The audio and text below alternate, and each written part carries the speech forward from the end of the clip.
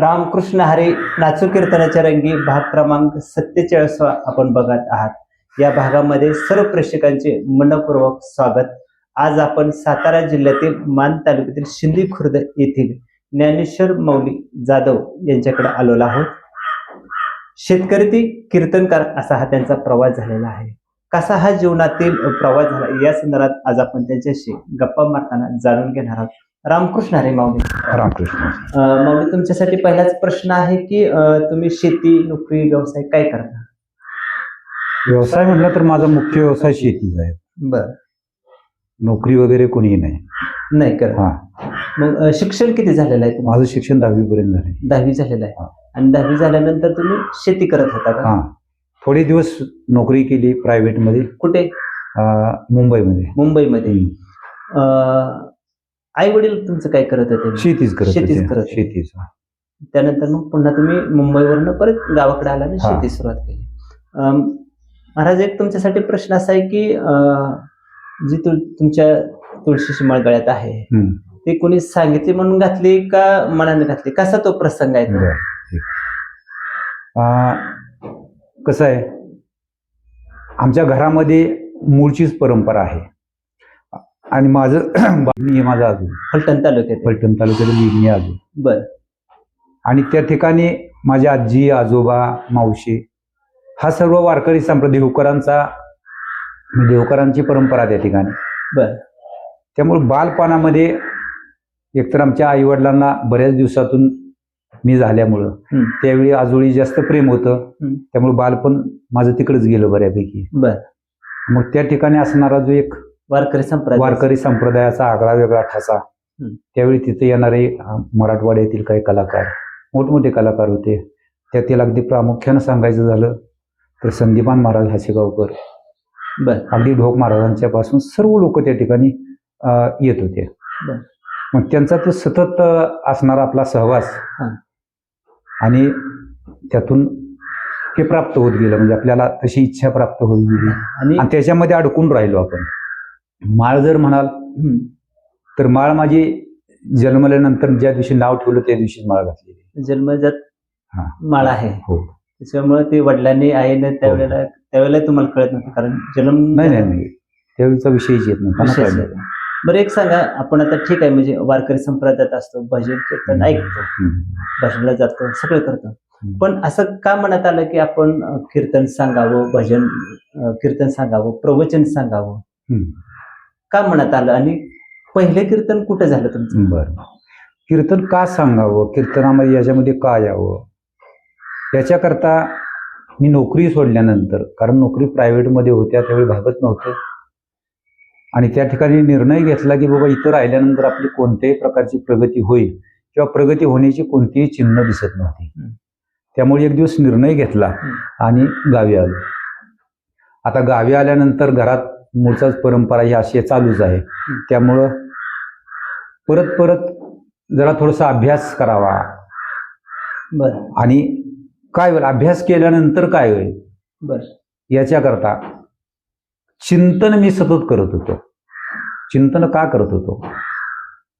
कारण माझा स्वभाव चिंतनीय आहे पहिल्यापासून, आणि त्याच्यामध्ये नेहमी सतत पाठीशी असणारी जी गरिबी आहे लहानपणापासून, ती गरिबी मला कदाचित याच्यामध्ये त्या गरिबीनं ओढून आणलं असेल. भगवंताशी, कारण गरीब असतो त्या काळी तर अशी परिस्थिती होती की माणूस एकमेकाला सहकार्य करणं किंवा हे जवळजवळ अगदी नाहीच म्हणायचं. अगदी जवळचे नातेवाईक असो, कुणी असो, मग त्यावेळी आपण आपल्या दुःखामध्ये, आपल्या प्रसंगामध्ये आपल्याला कोण आहे? सतत भगवंताशिवाय आपल्याला कोणीच नाही आहे, अशी एक धारणा होऊन गेली माझी. आणि त्याच्यानंतर आपल्यावरती प्रसंग आला की आपण भगवंताचं चिंतन करायचं.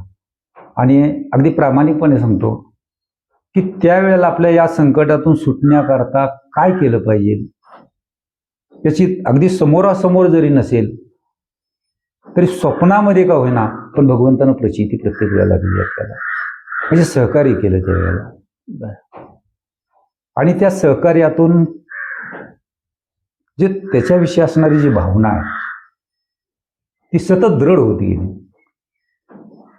मग असं वाटलं की ही जी भावना, हा भाव आहे, भक्तिभाव आहे, आपल्याला जो समाधान देतोय ते समाधान जर यदा कदाचित आपण अशी चिंतन करून, चिंतनीय प्रवचन असेल ह्या मार्गामध्ये जर आलो तर मग काय होईल, तर समाजालाही आपण याचं मार्गदर्शन, कारण म्हणतात अनुभव आले अंगा ते या जगात येत असे. संतांचे मोठे अनुभव असतील पण आपले बरेच छोटे अनुभव, परंतु या समाजाला जर दिलं तर कदाचित समाजाचं दुःख हरण होण्याकरता मदत होईल, बरं होईल. आणि असा विचार करून एक दिवस वाटलं की आपण याच्यामध्ये यावं. आणि मी अभ्यास करत होतो, त्या अभ्यासामध्येच काही लोक पहिलं कीर्तन तुमचं कुठं झालं मग? हा, आता पहिल्या कीर्तनाचा ओघ असा आला माझा की मी पहिल्यांदा कीर्तन नव्हतं करणार, प्रवचन नाही, प्रवचनही नाही. मी व्यासपीठ पहिलं चालवायचो. बरं, हा, व्यासपीठ चालवणं हा माझा छंद. बरं. अगदी ज्ञानेश्वरी वाचन विशेषतः म्हणजे छंद माझा. आणि त्यामुळं संस्कृत श्लोक वगैरे हे त्याचा अभ्यास केला आणि मी व्यासपीठ चालवायला लागलो. बरं, आता व्यासपीठ चालक तुम्ही म्हणला मी पहिल्यांदाच चालवायला लागलो. हो. व्यासपीठ चालकाची जबाबदारी काय असते साधारण? व्यासपीठ चालकाची जबाबदारी त्यावेळी अशी होती की त्यावेळेला जी आहे सर्व कार्यक्रमाची एक रूपरेषा आहे आणि त्या रूपरेषेमध्ये कोणत्याही पद्धतीची जर एखादी उणीव जर भासली त्या ठिकाणी, कीर्तनकार कुणी असो, कोणतीही उणीव असो, तर ती उणीव आपल्याला पूर्ण करता आली पाहिजे. पण सुरुवातीच्या काळामध्ये कीर्तनाकडे येण्याचा उद्देश सांगतोय, त्यावेळी मी कीर्तन करत नव्हतो, कीर्तन करू शकत नव्हतो असं नाही म्हणत, पण कीर्तन करत नव्हतो. का? कारण त्यावेळी फडकऱ्यांचा किंवा आमच्या देवकर परंपरेचा काही नियम होते त्यांचे, की अमुक एवढे अभंग जर पाठ झाले तर प्रवचन करायचं, अमुक एवढा अभ्यास झाला तर ते बी गुरु आज्ञेनं कीर्तन करायचं, अशा पद्धतीचे नियम होते. आणि त्या नियमावलीमध्ये मी त्यावेळी बसत नव्हतो, म्हणून मी कीर्तन फक्त करत नव्हतो. परत प्रवचन करू लागलो आणि प्रवचन आणि व्यासपीठ या दोन गोष्टी मी जवळजवळ 5 ते 6 वर्ष केल्या. आणि त्या 6 वर्षानंतर एक कीर्तन करण्याचा माझा असा प्रसंग, सुरुवात अगदी अतिशय आगळी वेगळी झालेली. पहिलं प्रवचन तुमचं कुठं झालं मग? प्रवचन माझं व्यासपीठावरती. कुठलं गाव होतं, म्हणजे का आपल्या मायभूमीतच कुठं? मी प्रवचनाची नक्की तारीख सांगू, म्हणजे गाव सांगू शकणार नाही, पण मी कीर्तनाचं सांगेन नक्की. बरं. कारण व्यासपीठावरती म्हणजे प्रवचन बऱ्या लवकरच चालू केली होती आणि त्याच्यामुळे ते होऊन गेलं, पण मला ते आठवत नाही नक्की. पण कीर्तनाचा इतिहास मी नक्की सांगेन तुम्हाला. ते कुठं झालं पहिलं? हा, सांगतो की तुम्हाला. तर या दानवलेवाडी इथं माझं व्यासपीठ होतं आणि व्यासपीठ मला मिळाल्यानंतर मी तिथं जाईपर्यंत मला माहीत नव्हतं की मला ह्या ठिकाणी बाबा कीर्तन आहे, मला त्या ठिकाणी दिलेलं आहे त्यांनी, हे माहीत नव्हतं. पण त्यांच्या गावची परंपरा असेल की काय त्यांची इच्छा असेल मला काही माहीत नाही, पण त्यांनी एक 7 दिवस दररोज लगातार, मग तुम्हाला बोललो होतो मी, त्या पद्धतीचं प्रवचनकार हा व्यासपीठ चालक असा त्यांच्यात नियम होता. मला हा नियम माहीत नव्हता आणि त्यांनी एक कीर्तन व्यासपीठ चालकाला द्यावं ही त्यांच्या गावची परंपरा होती. आणि मी व्यासपीठ चालक आहे म्हणल्यानंतर कीर्तनकार असणारच मला न विचारता त्यांनी मला ती ही जागराची सेवा दिली. आता जागराची सेवा दिल्यानंतर मी कीर्तन करण्याच्या योग्यतेचा होतो बरं का महाराज त्यावेळेला, अगदी अगदी योग्यतेचा होतो, नाही असं नाही आहे. पण प्रवचन गेल्यानंतर मी बघितलं 7ही दिवस मी प्रवचन केली, आनंदानं प्रवचन केली मी, 7ही दिवस प्रवचन केली. आणि मग कीर्तन करत असताना मात्र एक इच्छा मनामध्ये होती, आपल्या या ठिकाणी असणारं जे तीर्थक्षेत्र आहे सीतामाईचं, त्याच्या अगोदर मी बोलून गेलो होतो की पहिलं कीर्तन जर करायचं आपल्याला तर माईच्या दरबारामध्ये करायचं, अशी एक इच्छा होती मनामध्ये. परंतु त्या इच्छेच्या विरुद्ध म्हणा असं घडून गेलं की त्यांनी मला न विचारता त्यांच्या परंपरेनुसार त्यांनी कीर्तन दिलं मला. मग ती जागराची सेवा मी त्यांच्या सल्ल्यानं त्यांच्याशी विचार विनिमय केला, कारण एक कीर्तनकार सांगण्याकरता त्यांनी मला परवानगी दिली होती त्यावेळेला आणि मी तो कीर्तनकार सांगून ठेवला. ते कसा प्रसंग होता? सांगतो की प्रसंग ऐका. कीर्तनकार तर मी सांगितलेला होता आणि ती ज्या जागेवरती द्यायचा होता, काही गावाचे काही त्यांचे तंटा वगैरे असते, काय असेल समजा त्यांचं, आणि त्यातून ती काही तारीख बसली नाही, अशी भानगड झाली. मग मी म्हटलं चला ठीक आहे, त्यांनी सांगितलं मला, म्हटलं ठीक आहे, पण हा कीर्तनकार मी कॅन्सल नाही केला, कारण मी सांगितलेला शब्द दिलेला आहे. म्हणलं जर नाही समजा त्यांनी बसवलं तर काय करूया आपण, माझ्या जागेवरती ती पाहिजे त्यांना कीर्तनाला चान्स देऊया. बरोबर. अशा पद्धतीनं. मग गेल्यानंतर मी त्या लोकांशी चर्चा केली. म्हणलं आपण तर त्यांना सांगितलेला शब्द दिलेला आहे, मग असं केलं तर की माझ्या जागेवरती आपण त्यांना, कारण आपण शब्द दिलाय सर्वांनी, बदल, तर त्या शब्दामध्ये बदल पण होणार नाही आणि सर्व गोष्टी व्यवस्थित होतील. मग त्यांनी सांगितलं ठीक आहे महाराज, जर तुम्ही असं म्हणताय, तुम्ही हे शब्द दिलाय, तर मग द्या कीर्तन. मग ती जागराची सेवा मी ते डबेवाडीचे कीर्तन करत होते त्यावेळेला, महाराज कदम म्हणून कदम. मग त्यांना मी ती तारीख बोलवलं, त्यांना तारीख मी दिली जागराची सेवा. आणि त्याच्यानंतर येणारी गोकुळाष्टमीचा सप्ताह होता तो, आणि त्याच्यानंतर येणारी जी अमावस्या असते त्या श्रावणातली, त्या श्रावण अमावस्याला सीतामाईच्या दरबारामध्ये मी माझ्या आयुष्यातलं पहिलं कीर्तन केलं. पहिलं कसं, म्हणजे प्रसंग कसा होता? कारण पहिलं कीर्तन म्हणलं का बऱ्याच वेळेला गडबड होते. मला थोडं थोडं आठवते, ती सांगून जात आपल्या गडबड होते बरं का. सांगतो की टेन्शन येतं, लोक ऐकायला असते. नाही, टेन्शन सोडा, टेन्शन हा विषयच नव्हता माझ्याकडे, कारण परिपक्व अभ्यास होता माझा त्यावेळी, त्यामुळे काय अडचणीच येत आणि मी त्यात होतो ना, त्यामुळे अडचणीचा विषयच नाही काय. म्हणजे उदाहरण म्हणून सांगतो, मला आठवतंय की नवीन कीर्तनकार आहे, कारण आपल्यातले हिरामन सर अतिशय संबंध आमचे, हिरामन सूर्यवंशी अतिशय चांगले संबंध आमचे. पण त्या दिवशी तर कीर्तनाला मी उभं राहिल्यानंतर, सर्वसाधारण आता नवीन कीर्तनकार आहे, पहिल्यांदा मी कीर्तन करतो, या समोर पाहिल्यानंतर लक्षात येतं आपल्या.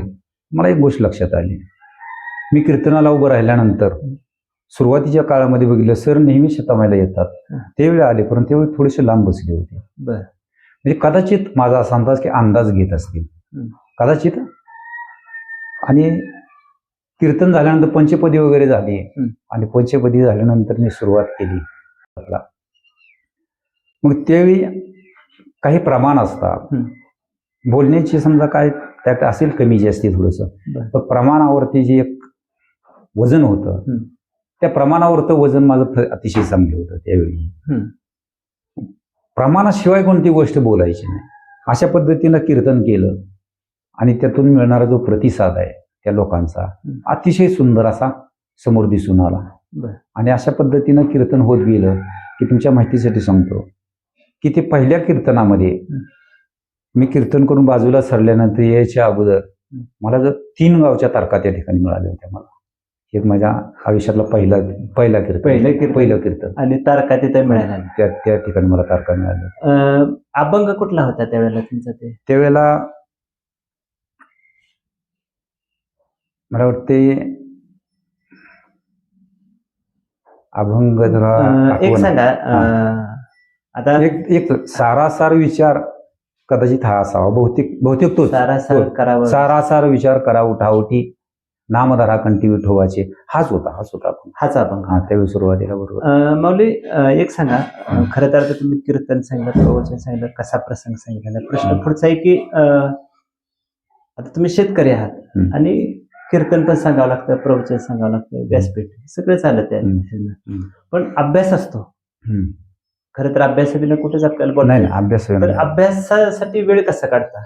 अभ्यासासाठी वेळ असा आहे की आपल्याला ज्यावेळी काम नाही, शेतकरी असला तरी काही त्याला 24 तास काम नसतंय. जेवढं आपलं नियमावलीतलं जे काम आहे ते काम आपण करायचंच, पण दुपारच्या वेळेला समजा आपण रेस्ट घेतोय थोडा वेळ. माझा असा एक स्वभाव आहे की शक्यतो असा शब्द वापरतो की दिवसा मी झोपत नाही. दुपारच्या वेळेला आराम करायचा, त्यावेळेला काहीतरी पुस्तक घ्यायचं, वाचन करायचं, किंवा आता चालूला एखादा मोबाईल लावला त्याच्यावरती एखादं चिंतन ऐकायचं, आणि त्या चिंतनानं किंवा त्या अभ्यासानं माझा शिनवता हा जातो. अशी एक सवय आहे मला. संध्याकाळच्या पिरियडमध्ये एक असं जेवण वगैरे झाले, सगळी झोपले की मी अभ्यास करत बसतो. वाचन असेल, कोणती गोष्ट असेल, आणि त्या वाचनामध्ये किंवा त्या चिंतनामध्येच मला झोप लागावी असा एक कयास आहे मला पहिल्यापासून. वाचन करत करत त्याच्यामध्येच झोप लागावी. आणि त्याच्यामध्ये झोपल्यानंतर काय होतं, कशा पद्धतीची स्वप्न पडतात, असा कुठंतरी एक दिवस प्रश्न मनाला माझ्या येऊन गेलेला होता. मग म्हटलं जर प्रश्न आपल्या मनामध्ये तयार झाला तर आपण प्रत्यक्षात क्रिया करून बघूया. मग तशा पद्धतीनं जर मी स्वप्न म्हणजे ज्यावेळेपासून ते करायला लागलो तसं त्यावेळेपासून मला पडणारी स्वप्न सुद्धा एक वेगळ्या प्रकारची पडू लागली. बरं. आणि नामसाधनेनं त्यातून एक महत्वाचा फायदा झाला मला सांगतो. सतत नामचिंतनानं सवय लावून घेतल्यामुळं स्वप्नामध्ये एक अशी कधीतरी भीती बी वाटतेच की आपल्याला, नाही असं नाही, परंतु त्या स्वप्नामध्ये जरी भीती समोर आली तरी त्यावेळेला मुखातून रामकृष्ण हरीचा जप निघत होता. हा माझ्या आयुष्यामधील अतिशय महत्वाचा क्षण ठरला. त्यासाठी मला भगवंताची एक साक्ष भगवंत आहे त्यावेळी स्वप्नामध्ये मी भिलो एक दिवस, आणि त्यावेळेला आणि त्या रामकृष्ण हरीच्या जपानं समोरचं जे विघ्न आहे ते निघून गेलं. अशा पद्धतीचं स्वप्न मला ज्यावेळी पहिल्यांदा प्रचिती म्हणायचं त्याला, म्हणजे प्रचिती नाम आली. हे सर्वात नाम हे सर्वश्रेष्ठ आहे, सर्व भीती पण दूर हा. करते ते. पण याची प्रचिती मला दिली प्रचिती त्यांना. आली हा. तुम्हाला. आणि त्यावेळेपासून प्रचिती आल्यानंतर विश्वास कसा दृढ मजबूत होत असतो, आणि तसा विश्वास माझा मजबूत झाला. महाराज, अजून एक प्रश्न आहे की कीर्तनाला उभं महाराज राहिले का स्वर बघितला जातो, गायन कसं आहे, हा. हे तुम्ही गायन कसं जुळवलं मग? कसं आहे बरं का, सुरुवातीच्या काळामध्ये मी ज्यावेळी व्यासपीठ चालू होत होतो त्यावेळी भजन करत होतो मी, भजन करत होतो. बरं. पण भजनाचं अंग तसं थोडंफार प्रमाणामध्ये इतकं अगदी म्हणजे उत्कृष्ट किंवा अगदी हाय लेवल नाही आहे खरं. बरं, हा. आणि मला ते कधी त्याच्यामध्ये जावं असं वाटलंही नाही कधी. प्रयत्न केला मी, पण त्याच्यामध्ये नाही, मला जमलं नाही ते जास्त. कारण त्याच्यामध्ये लक्ष दिलं की मला अभ्यासामध्ये दुर्लक्ष व्हायला लागलं, म्हणजे आणि मला ह्या दोन्हीमध्ये अभ्यास आवडू लागला. तसं आहे माझ्या पुरतं माझं म्हणजे गायन, कीर्तन आणि आपल्याला जेवढं पाहिजे तेवढं गायन, तेवढं गायन येतं आपल्याला करायला. गायन. आता तुमच्या दृष्टीनं कीर्तन, प्रवचन काय अवघड आहे? म्हणजे कसं आहे माझ्या दृष्टिकोनातून, म्हणजे वैयक्तिक माझ्या दृष्टिकोनातून जर म्हटलं तर अगदी सत्य सांगायचं झालं तर मला काही अवघड नाही आहे माझ्याकरता, तर अवघड नाही. तुमच्याकडे शस्त्रच आहे की अभ्यास? हा, अभ्यासाचं क्षेत्र. मला प्रवचन असो, कितीही वेळ मी सांगितलं सुरुवातीच्या काळामध्ये मी 7-7 दिवस प्रवचन केले. आता चालूला सुद्धा मी म्हणजे किती दररोज 3 तास 4 तास असा 7ही दिवस बोलायचं म्हणलं तरी माझी तयारी असते. मला बोलण्याचा कंटाळाही नाही आणि मला अवघडही नाही बोलणं. मला बोलणं अतिशय आवडतं. हे साठी तुम्ही जे मगाशी सांगितलं बोलताना की मी मोकळा वेळ पूर्ण वाचनात घालवतो. हो, वाचनामध्ये मोकळा वेळ. म्हणजे हे जे तुमच्याकडे आहे ते वेगळं पण आहे, त्याच्यामध्ये तुम्हाला किती वेळ असू द्या, प्रवचन असू द्या, कीर्तन असू द्या, त्याच्यामध्ये सोपं जात आहे. बरोबर. आणि व्यासपीठ चालक म्हणून तुम्ही आज जबाबदारी पार पाडता.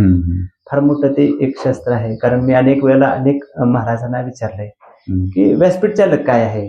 खरं तर अनेक वेळेला त्या प्रश्नाचे उत्तर प्रेक्षकांनाच मिळालेले आहे, पण ऑलराऊंड म्हणतो आपण, जिथं कमी तिथं व्यासपीठ चालकाने जबाबदारी पार पाडावी लागते. म्हणजे ही फार मोठं प्रेक्षकांना माहित आहे की तुमच्या भाषेत महाराज म्हणायचं झालं तरी प्रवचनकार आज आला नाही. अक्षय काही वेळेला टाळ पण, म्हणजे गायला पण उभं राहावं लागतं, पकवाजाला जावं लागतं, म्हणजे कुठेही असं ऑलराऊंड आहे. अभ्यासाचं एक दुसरं मी एक सांगतो मला, कारण शेतकरी असल्यामुळे आपल्याकडे गाया म्हशी वगैरे होत्या. हा विशेष काळ आपला जास्त करून दिवसा ज्यावेळी चरायला रानात नेतो आपण जनावरं, मला तो काळ फार उपयोगी आला. माझ्याकडे जे काही समजा 4 गाया वगैरे होत्या, त्याच्यामध्ये काय करायचं, एक जी मेन गाय आहे त्या मेन गायला बांधायची, तिच्या भोवतीनं सगळी चरतात अशा पद्धतीनं. आणि तिथं आपण तिला बांधल्यानंतर माहित आहे आपल्याला आता 1 तास 2 तासानं हिला बदलले तरी चालेल, मग तिला एकीलाच बदलत राहायचं परत सतत. आणि खात्री की आपल्याला बाकीची कुठंच जाणार नाहीत. मग त्यावेळेला, कारण चिंतन हा असा विषय आहे की त्यावेळी तो व्यक्ती हरपून जातो, आपण कुठं आहोत आणि काय करतो ह्याचं भान नाही राहत. मग त्यामुळे ती व्यवस्था करावी लागते. नाहीतर आपण चिंतन करत बसायचं, आपल्या गाया दुसऱ्याच्या शेतात जायच्या, ते बी नाही घडलं पाहिजे. म्हणजे प्रपंच आणि पारमार्थ या दोन्हीची सांगड घालत असताना मग तो एक विषय. मग त्यावेळी ती एक बांधायचं एकेला, आणि त्यावेळेला जे 10 मिनिटं 20 मिनिटं जे आपल्याला काय बोलता येतं त्यावेळी आपला मोबाईल चालू करून केशामध्ये ठेवायचा आणि त्यावेळी बोलायचं आपण. परत रेकॉर्डिंग, आणि परत ते रेकॉर्डिंग काय करायचं, आपण ऐकायचं. मग त्याच्यामध्ये आपल्याला काय हवं आहे, आपण वक्ता म्हणून बोललेलो आहे, पण परत श्रोता म्हणून ते ऐकायचं आपणच. आणि त्याच्यानंतर मग परत न्यायाधीश बी आपणच बनायचं, कॅल्क्युलेशन करायचं आपण. त्यातून जर आपल्याला काय कमतरता जर वाटली समजा, तर जी ही थोर परंपरा जोपासणारे काही कीर्तनकार होते, आमच्या देवकर फळांचे असतील, तर त्यांना आपण आमचे गुरुवर्य मधुसूदन महाराज, आताचे बापूसाहेब देहूकर आहेत त्यांचे वडील. मग अशा व्यक्तींना काय करायचं, आपल्याला तो प्रश्न असेल तर कधी भेटल्यानंतर तो मांडायचा त्यांच्याजवळ आणि त्याचा सल्ला घ्यायचा. मग तो सल्लाही त्यावेळी मी असा घेत नव्हतो, तो सल्ला सुद्धा रेकॉर्डिंग करूनच घ्यायचो आणि तो सल्ला परत घरी आल्यानंतर ऐकायचा. हा एक फारकावा मोबाईलवर काय हा. महत्वाचा विषय हा. आहे, तर ते रेकॉर्डिंग करून आपल्याला म्हणजे आधुनिक हा. तंत्रज्ञान थोडस वापर हा त्यावेळी वापरलं. बरोबर आहे. म्हणजे ज्या वेळेला आपल्याकडे अवेलेबल होतं त्या हो, हो, काळापासून तुम्ही सुरू केलं. हो म्हणजे बरोबर आहे. आताच्या मुलाखतीतलं पहिलेच एक तुमचा आणि माझा हे विषय हा, आहे हा, की आहे मोबाईल, पण तुम्ही कसं सांगितलं की मी गुरामागं चिंतन करायचं ते ऐकायचं, हो पण आपलं चुकलंय काय. बरोबर. आणि असं एक वेगळं पण जोपासत तुमचा हा प्रवास कीर्तनकारापर्यंत बरोबर, झालेला आहे. बरोबर. अनेक ठिकाणी तुम्ही कीर्तनकार म्हणून जात आहात व्यासपीठ, आणि सगळ्याच गोष्टीचा आज एक शेतकरी फार मोठा एक संधी जातो की शेतकरी सुद्धा आज कीर्तनकार चांगला बनू शकतो, म्हणू शकतो. व्यासपीठ चालक म्हणून पण काम करतोय. धन्यवाद माऊली. आज 47 भाग बघत असताना खरं तर महाराज आपल्या मंदेश भूषणशी बोललेले आहेत. काय वेगळं पण आहे तेही आपल्या प्रेक्षकांना त्यांनी सांगितलेलं आहे. त्यांना मनपूर्वक पुन्हा एकदा धन्यवाद. रामकृष्ण.